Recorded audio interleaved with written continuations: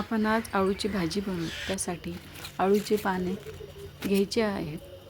हाताला लिंबू लावून घ्यायचं आहे. खाज येणार नाही त्यासाठी अळूच्या पानाची देठ काढून घ्यायचे आहेत. देठाचे कवर काढून घ्यायचे आहेत. पानं स्वच्छ धुवून घ्यायची आपल्याला. सर्व देठाचे कवर काढून त्याचे बारीक तुकडे करून घ्यायचे आहेत. पानं स्वच्छ धुतलेली एकमेकावर लावून त्याचा रोल तयार करून घ्यायचा आहे आणि ते बारीक चिरून घ्यायचं आहे.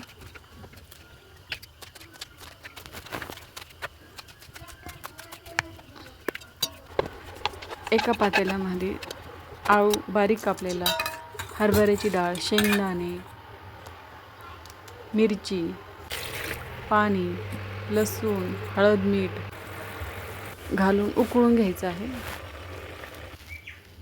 सर्व साहित्य शिजवलेले एकजीव करून घ्यायचं आहे.